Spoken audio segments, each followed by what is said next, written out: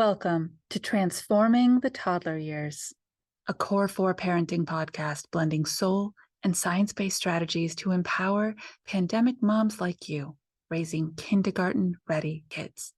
I'm Cara Tyrrell, your host, a lifetime lover of littles, girl mom, early childhood educator, and conscious parenting coach who truly believes that how we connect and collaborate with our kids in the first 5 years is how we raise world-ready kids who will change this world. Hello, mamas. Today's guest is going to share something so important with us. We talk a lot about how when we become moms, it kind of takes over our identity, right? That we prioritize the kids, we sacrifice for the kids. Then a lot of time passes by and we realize what has happened and that we need to reclaim some things just for ourselves. So today is that day. So get in that mindset with Michele Riechman. She's a busy mom of 4 kids, 4 between 5 and 15, and a military wife. She's a personal trainer, yoga teacher, and health coach with her doctorate in physical therapy. So she knows what she's talking about here. And she helps women like us who've put themselves on the back burner finally get in shape, fit back into our clothes, and optimize our metabolism without dieting. I also want to note that she homeschooled her kids for 6 years while maintaining her focus on caring for herself so she could best care for her kids. So let's dig in, listen, and learn about tiny small shifts we can make today that will help us do better for ourselves and do better for our kids.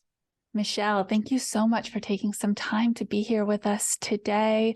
As moms, we really need what you have to offer us. Yeah, thanks so much for having me here today. I'm happy to share. All right, we'll dive right in because we want to make the most of every minute.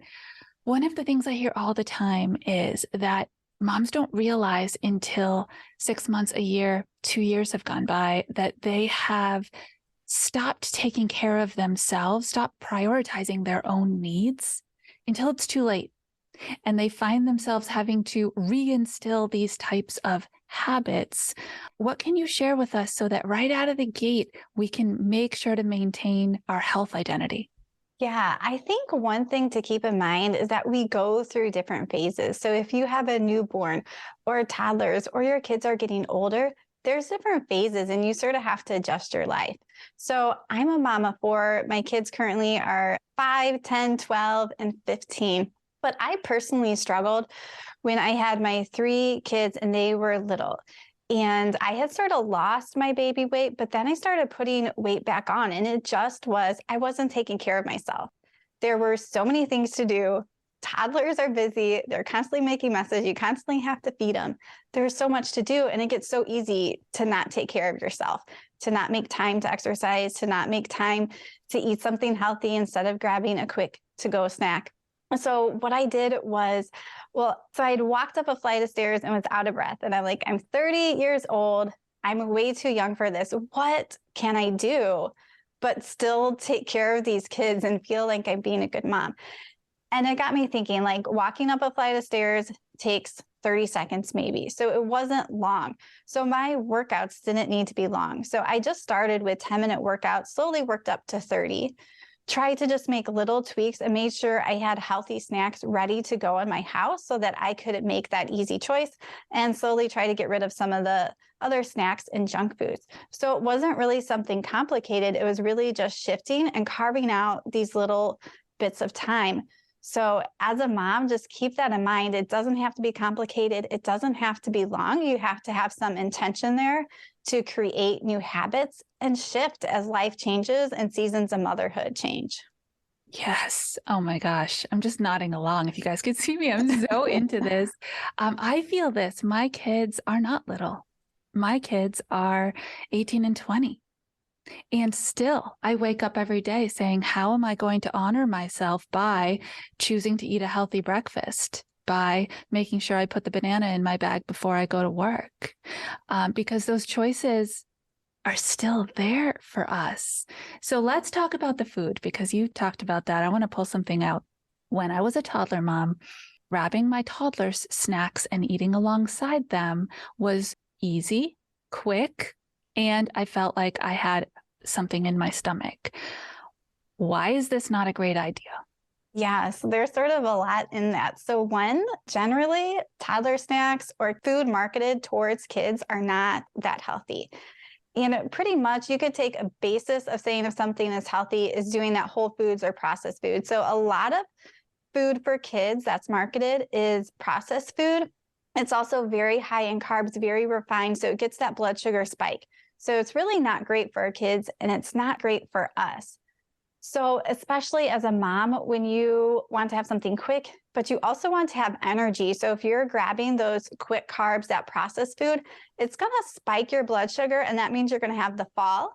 Then that means you're going to crave something and you're going to get another spike. So really having some protein, some healthy fat, some more balanced snacks for you and even for your kids. And I think the hard things with toddlers is, they don't have the molars and they can't quite chew the same stuff as us, but there's still options out there for them and for you.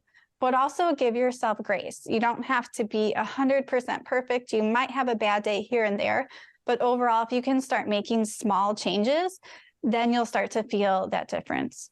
Yes. You talked about building a healthy habit, right? At the time of this recording, it's January 2023. Everyone is in the I'm choosing a new healthy habit mindset.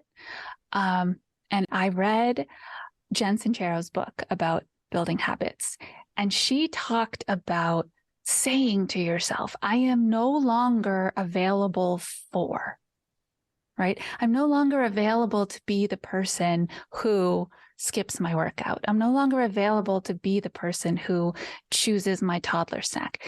How do you create healthy habits? What are some of those mantras that you help people grab onto and say, this is going to be my toehold when I really want to go do that thing?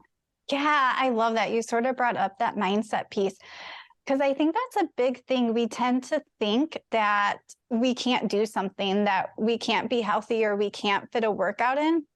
But one, if you start small, you can do it. But you have to decide in your mind, maybe I'm a person who moves my body every day. So when you're going back to the habit and you want to exercise, if it's 3 times a week, you might struggle because it's not consistent and it's not a habit you do. But if you say someone, I move my body every day, maybe that's a strength workout. Maybe it's a walk. Maybe it's just something really simple. Maybe you dance around. But if you get into that habit of I move my body every day. So I love how you said that mindset shift. I'm not available to do whatever that is, because you're deciding who you want to be and you're aligning yourself with your goals. So a lot of times we have this bigger goal or bigger why. Maybe it's you want to run around and chase your kids, or maybe you realize when your kids are 20, you're going to be 60 and you want to be able moving while keeping that in your mind that I am someone who wants to play with my kids. So I need to eat well. I need to exercise or move my body, or I want my kids to, so I'm going to. But definitely having that mindset shift, that affirmation that you need, putting it on a wall, keeping it in your mind is really important. Yes. Oh my gosh. And I've just started to do this again. I was thinking as you were talking about when my kids were young, and I had this Tae Bo DVD workout. I'm dating myself here, right? And I would put it in the VCR and I would jump around and I'd punch the air and I'd look ridiculous. And I was not at all intimidated by it because they were tiny people who like to jump around and punch the air too. Honestly, as at my age with them now adults, I'm like, I feel odd about doing that in front of them. Talk to us about the modeling effect, that when we model movement, we model exercise for our kids. What is the healthy extended benefit for them? Yeah, I love you bring this up because I work mostly with moms, some dads, but my passion is really for the family as a whole. Childhood obesity is growing, and that's directly affected. Our kids are going to do what we do. So if we're not eating healthy, if we're not moving, that's what our kids are going to do. And when you start kids on that path at a young age, it's really hard for them to get healthy or lose weight or do things when they're older. Some of those fat cells are there. It's just tricky. So I think it's really important to keep in mind that we're modeling our health to them. We sort of know that in the way maybe we talk or we do other things in parenting, but keeping in mind that we are modeling health. So the way we eat, are we including vegetables at dinner? Are we using food or treats as rewards? Because think of this, how many adults have emotional eating things where they're feeling stressed and they grab something, or they won something, or they did something, and then they treat themselves. When we do that with our kids, that's what we're training them. And that becomes a problem when you're older and you're not moving as much and things catch up to you. So setting that. And then also the exercise piece is kids are meant to move. Our bodies are meant to move a lot. Are we incorporating that in our day? Are we making them go outside and play, even if they say they don't know what to do or they're bored, but doing that with them? And I think with kids, like I have 3 boys, but I will do Nerf gun fights with them, or we'll do tag, or even, with girls, but just getting active and playing with them, it counts as a little bit of a workout for yourself, and it gets them moving and you guys have fun together. And sometimes I can say, I don't want to play with them, or I don't want to do that. But once I start, I actually enjoy it, and we all enjoy it. So it's one of those things, sometimes you just have to push yourself and get over that hump. That is 2 things in one. I mean, we're multitaskers, right? We're moms. We look for efficient routes. This is amazing that you're telling us we can hit both at the same time, connect and enjoy our children and move our bodies and be healthy. I love it. I want to circle back because you so brilliantly brought us up to this idea of childhood obesity. Can you tell us some statistics? Can you give us a little more around what is happening right now? Is there a post-pandemic effect? And what can we do to really break the cycle before it takes hold? Yeah. So I don't know any statistics off the top of my head, but I do know it's trending up. And even in adults, obesity is continuing to trend up. And it goes back to that little piece we talked about, the food marketing with kids, is they're marketed to, our parents are marketed to, we go to birthday parties. I mean, now you go to soccer games and it's like they have to have a treat every time, and kids are bombarded with treats and snack food. And I was even listening to something recently how like insulin resistance and blood sugar problems are happening in kids. Type 2 diabetes that is supposed to be adult onset is happening in kids. So there's all these things, and it really just goes back to us as parents, and it is not easy, but trying to incorporate more whole foods and teaching them a little bit about health and teaching them sugar. Like, it's not going to hurt if your child has a treat, but if we're having treats all the time, that becomes a problem, and you're setting these kids up with these habits. So yeah, that is something I'm definitely passionate about. And that also goes back to drinks like juices and even consuming a lot of milk as kids get older. And doctors aren't always going to say something. We have this thing when we have babies that are infants, and we want them to be big and we want them to gain weight. And if they're doing that, it's good. But then it's like, once they start getting 1 or 2, then it's like, then they're just at the top of the charts. It's like, are they really healthy? Are we overfeeding them? And sometimes doctors won't quite speak up and say, your child's overweight. They're not really going to look at their nutrition and these other pieces. So it's important as a parent that you help to look at this. And just as us as moms, we have to take our health into control ourselves. It's the same for our kids. I mean, doctors will support you, but you sort of have to be the leader in your health and wellness. You are so right. Advocating for ourselves is advocating for our children, and that is in every area of their lives. I'm an educator, so as a teacher sending my kids to school for the first time, I felt like I had to make sure I advocated for their education. When we go to the doctor, same thing. I want to make sure everything's on the up and up. I love how you are bridging that gap. And I really want to come back to one thing because it struck me as very important. We want to set our kids up to reward themselves in a healthy way emotionally as they grow through every phase and stage of their life. Food as an emotional support is unhealthy from day one, what other strategies can we use? What else can we do for them for celebration?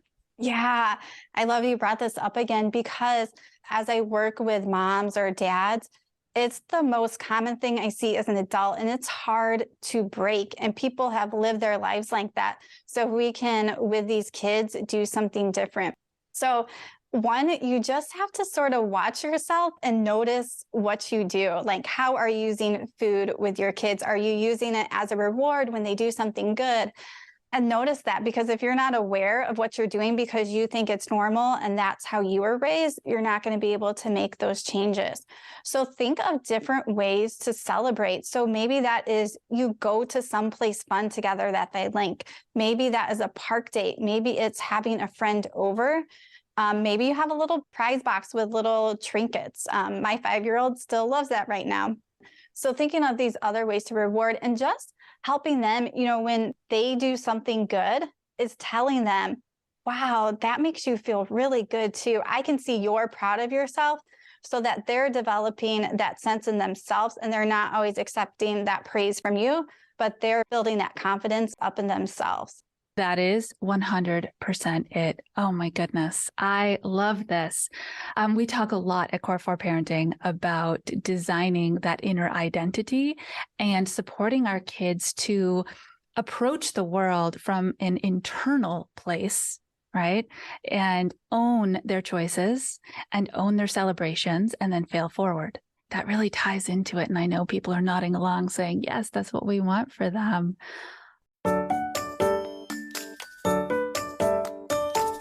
Do you love listening to this podcast, but wish that you could see us while we're talking and engaging and emoting? Well, I have great news for you. We now have an opportunity for you to join our video membership access. For only $7 a month, every single guest episode, unedited, no ads, and all the wonderful things that we say and do are available to you on our Patreon account. Hop on over with the link in the show notes and choose the level that you'd like to support the show. Again, for $7 a month, all video access is available to you. You can go back and forth throughout the episode. You can make sure to highlight your favorite parts. Watch it over and over if it really resonated with you to get those strategies and those intentional language just down the way you want. Would love to have you in there to better support you in your journey of conscious and collaborative parenting. So I want to make sure that we covered everything that really matters here. We are not dieting, right? And maybe we should return to that one more time and just make sure that people know small changes made over long periods of time are what make sustainable change in our lives. Do you want to touch on that one more time around the way we eat? Yeah, I'll touch on that, but I just want to speak real quick is if you're doing a diet, as we're talking about how our kids are watching us, your kid is watching you do that diet and they're going to internalize, maybe I need to diet as they get older. They're going to see my mom always dieted.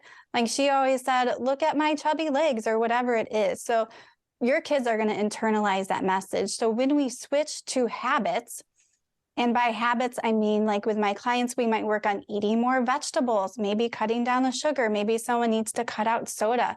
But when we make those habits as changes and they become a part of the way we eat, because like I said at the beginning, we pretty much all know what healthy eating is. It's whole foods. So it's not complicated. It is hard to do it and make those changes, but we know what that healthy is. So if we can make small changes in our life so that we can eat more whole foods and be healthier, that's all we need to do. And think of small changes in the sense of if you're someone who eats no vegetables right now, you don't need to go to eating 8 to 10. Maybe you start with a vegetable at lunch and dinner, and you do that for a few weeks. And then maybe after that, you bump it up a little bit. Or maybe you focus on your water, but finding those 1 or 2 things that you can work on at a time to get you there. It's just like if I have somebody who drinks soda and they're not ready to give it up, they might cut down to like 100 calorie soda a day. Is that still healthy? No, but is that where they are? Yes. So they can start there and they can build from there. So that's why no one diet is going to fit everybody. And you really have to look at yourself and what you're committed to do and what you can stick with. That is so helpful to hear. We have to start where we are. The permission to do that is so important. And that made me wonder, what about vegetable choices? So I'm me, I love broccoli.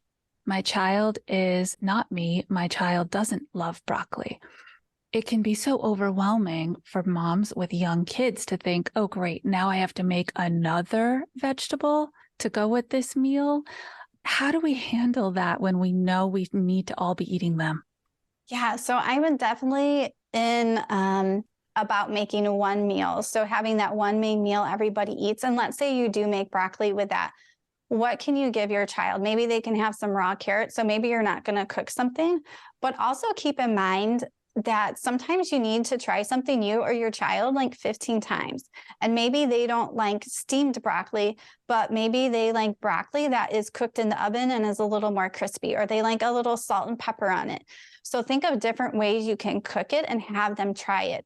I was speaking with another cooking coach before, and she instilled a 3-bite rule with her kids. So they have to have 3 bites, make sure they don't have food allergies or there's not something else going on, but they have to try 3 bites of it. So that can be a good tactic to use.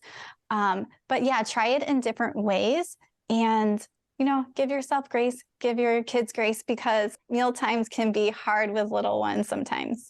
Yes, I love that 3-bite rule. It's so different than the no thank you bite, right? It's more interactive and it has a goal to it. And you said 15 times? Yes. So you can even do this with yourself. Is our taste buds change. And especially if you're going from processed food to more whole foods, there's going to be an adaptation that will take place in your taste buds. So just keep trying stuff, even if it's for yourself. Try one bite. And then really decide if you want it. Maybe try to cook it different, because cooking it differently does really matter. Like I like raw carrots. I don't really like steamed carrots. I like them cooked in the oven. So there's those different things to think about instead of just saying, I don't like this. That's fantastic. And what an amazing conversation to be able to have with our kids. Talking about the food, talking about different ways to cook food, inviting them to be part of that with us and be taste testers and inquisitive and curious. I love it. Yeah. So unbelievable. Wow. I'm learning so much. I always do every time I sit with someone. So can we take it back one step further? You talked about healthy foods being raw at their base.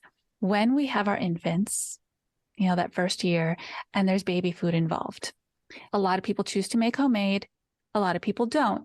Either way, what are those kids getting at that time period? And is it still the 15 try rule?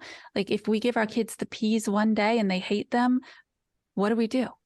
Yeah, definitely with the little ones, keep giving it to them and let them try it. Maybe you mix it with something else. And when I talk whole foods, it can be cooked or not cooked. And when it comes to baby food, so really with some vegetables, once you start chopping them, they start losing some nutrients, or the longer, let's say lettuce is out, it will lose nutrients. But really, we don't need to overcomplicate it as mom. If you guys are getting fruits and vegetables and giving it to your kids, just call that a win. Whether that is you make it at home, maybe you preserve some more of the nutrients, or maybe you're buying the jar. It doesn't matter. But yes, keep trying to give it to them, especially babies. Keep trying those different bites with them. And if you're making it homemade or in a jar, you can just, if you know they don't like it, maybe take out one little scoop for them to try, and you can freeze it so you're not like going through a jar each time. But yeah, definitely keep having them try it. Excellent. All right. I get this question all the time, and I want to know the real answer. People ask me, if I start my child as a baby on fruits before I introduce vegetables, are they more likely to prefer the sweet produce? To tell you the truth, I don't know what the latest research says, but I feel like, so my kids are all the way from 5 to 15.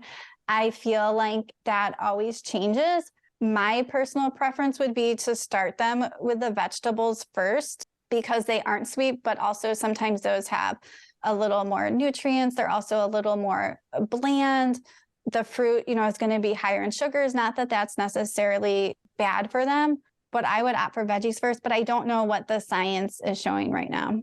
Just definitely looking for your opinion on this because, as you say, best practices come and go. You're going to get all kinds of different information over the decade or so that you are acutely feeding your child. So that is really, really helpful. The last thing I really want to dig into, because we've talked about sugar. We've said that word so many times during this interview. How do you talk to parents about talking to their kids about the different types of sugar and educating their children natural versus processed and how to make those choices? Yeah. So one is just like you said, defining that added sugar, which would be like our cane sugar, syrups, even like honey and maple syrup, even those are more natural sugars, you're still adding those to something versus the more natural sugars, which is found in fruit, even some different types of carbs, there might be some sugar. So differentiating between those two because they have an impact on your blood sugar. So those added sugars, even like that maple syrup and honey, is going to spike your blood sugar. So it's going to go straight up because there's no fiber, no other nutrients in it. When you have like an apple, for example, you aren't going to get as big of a response because there's fiber and other nutrients in it. So it's also important to think about juice because basically juice, it's almost like that processed added sugar, the way it acts in our body. So we really want to minimize, or we really want to get rid of juice for our kids, for ourselves, and instead focus more on that whole fruit, that apple, that orange juice. So yeah, just talking to kids and saying that there's this difference between added sugars and sort of the natural sugars in fruit. And then looking at what you guys are eating. And it doesn't mean my kids still have treats and they'll still have ice cream and stuff sometimes, but it's not all the time. And it's not, they want pancakes with sugar for breakfast. Like that's not going to happen unless we're like at a hotel and they have free pancakes. But, really focusing and teaching them so they can start to internalize and actually verbalize some of this, because just like us as adults, when we can sort of teach it back, then we understand it better. So we want to be constantly sort of teaching our kids just little tidbits. They're not going to take a lot in, but eventually they'll be able to say that back and start to understand that and notice. They're not probably going to notice how sugar impacts their body, but we as moms will see how sugar impacts their body. They're probably not going to be in tune to that, but we can sort of teach them that and teach the impact that sugar has on our bodies. I love that. Yeah, using that language. I'm choosing not to give you this snack because when you eat sugar, your body is really out of control. Saying it to them. I do it all the time. Yeah. Amazing. So it's fascinating to me because we could talk all day, but when I sum it up, I feel like this really is one of the most simple things in the world, which means it's one of the most complicated things to implement.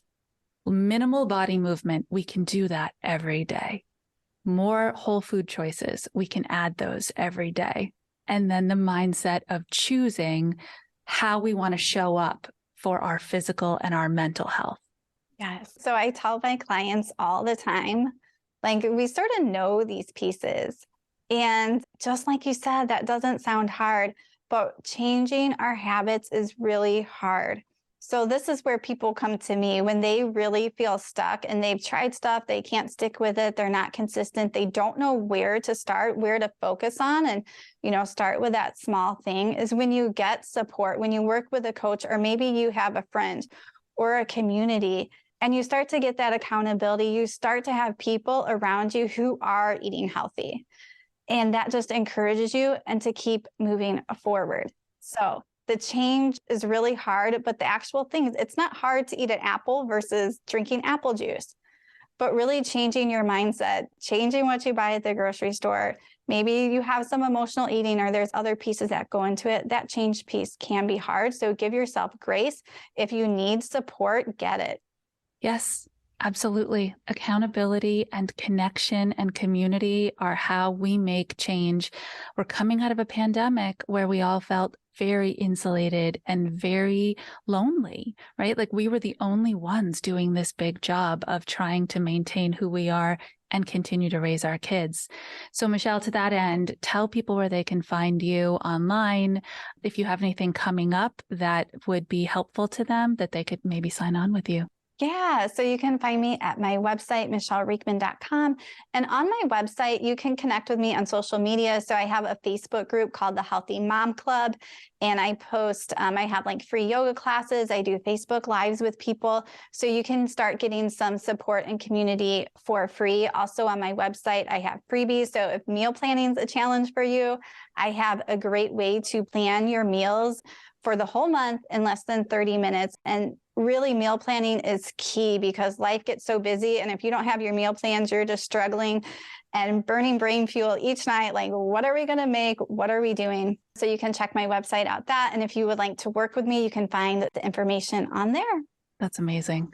Thank you so much. I will have all of those links in the show notes for easy access. We really appreciate your time and your expertise and the fact that you're out there supporting moms who are trying to lead happy, healthy lives and raise happy, healthy kids. Yeah, thank you. Bringing you curated content and amazing guests like this one is one of my favorite things to do. Brings me such joy. And so I'd love to get to know you even better. I'd love for you to share with me what your parenting goals are for this year, what your biggest struggles are, what topics you'd like to hear covered on the show, and what guest experts you think would be amazing to come on and share their knowledge and expertise with you. And as always, I love to give. So go to caratyrrell.com/share and share this information with me. Every month, I will pull a winner who gets a one-on-one coaching session with me to help you personalize this parenting journey. Thank you so much for being on this journey with me. And I cannot wait to read all about you, your kids, and the amazing ways that you are transforming the toddler years.